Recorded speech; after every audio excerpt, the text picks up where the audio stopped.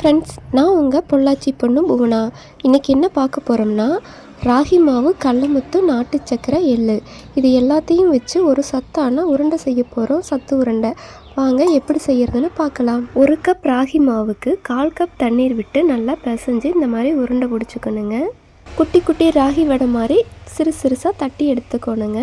பாருங்கள், இந்த மாதிரி கொஞ்சமாக மாவு எடுத்து இந்த மாதிரி கையிலேயே அமுக்கி விட்டால் சின்ன வடை மாதிரி வருங்க. இந்த மாதிரி ஒரு பிளேட்டில் எடுத்து வச்சுக்கணும். நம்ம தட்டி வச்ச ராகி வடை எல்லாத்தையும் ஒரு தோசைக்கல் வச்சு எண்ணெய் ஊற்றி இந்த மாதிரி கொஞ்சம் கொஞ்சமாக வேக விட்டு திருப்பி எடுத்துக்கணுங்க. முழுசாக வேகக்கூடாது, லைட்டாக ஒரு பிரட்டி வருங்க. இந்த மாதிரி எடுத்தால் போதுங்க. நம்மக்கிட்ட இருக்கிற எல்லா மாவையும் இந்த மாதிரி சுட்டு எடுத்துக்கலாமுங்க.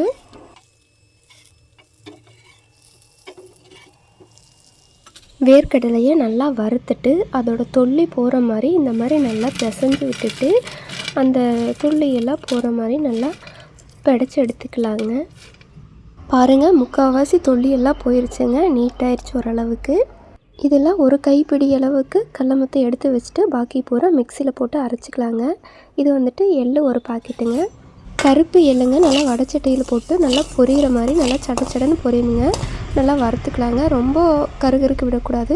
ஓரளவுக்கு நல்லா மணம் வர்றப்ப அப்படியே ஒன்றுனா வெடித்து நல்லா மணம் குபுகுபுன்னு வருங்க. எள்ளு மணம் நல்லா ஸ்மெல் நல்லா வர்றப்ப அடுப்பு ஆஃப் பண்ணிடலாங்க. வறுத்த நிலக்கடலையும் வறுத்த எள்ளையும் மிக்சியில் போட்டு நல்லா கொரப்பாக அரைச்சிக்கலாங்க. ரொம்ப நைஸாக வேண்டாங்க, ஒரு கொரப்பாக பாருங்கள். இந்த மாதிரி அரைச்சி எடுத்துக்கலாம்.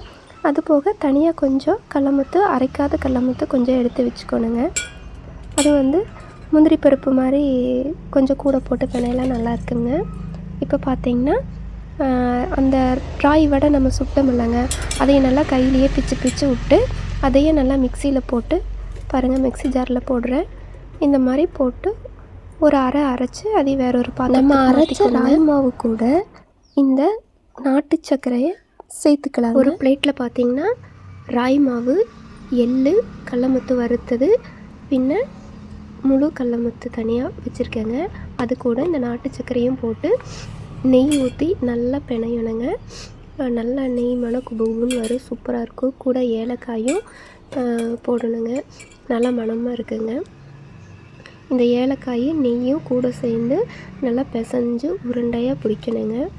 நம்ம நெய் சேர்த்துறதுனால உருண்டை பிடிக்கும்போது நல்லா பசந்தையாக வருங்க. இது கூடவே வறுத்த எள்ளு மிக்சியில் அரைக்காமல் கொஞ்சம் தனியாக எடுத்து வச்சோமில்லங்க, அந்த வறுத்த எள்ளையும் கூட போட்டு நல்லா பிசைஞ்சு உருண்டை பிடிச்சிக்கணுங்க. அப்போ தான் சாப்பிடும்போது ஒன்றும் பாதியமாக நறுக்குன்னு இருக்குங்க. மென்று சாப்பிட்றதுக்கு நல்லா டேஸ்ட்டாக இருக்குது. இந்த உடஞ்ச அரை கடலமுத்து, பின்ன பொட்டுக்கல்லையும் கூட போடலாங்க, நல்லா இருக்குங்க.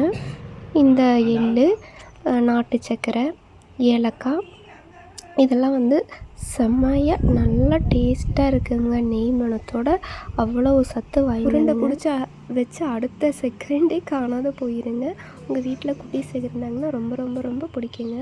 குட்டீஸுகளுக்கெல்லாம் ரொம்ப பிடிச்ச ஒரு உணவு, நல்லா ஹெல்த்தியான ஒரு சத்து மாவு உருண்டைங்க. நீங்களும் உங்கள் வீட்டில் செஞ்சு பாருங்கள். வீடியோ பிடிச்சிருந்தால் லைக் பண்ணி சப்ஸ்கிரைப் பண்ணுங்கள். பாய்.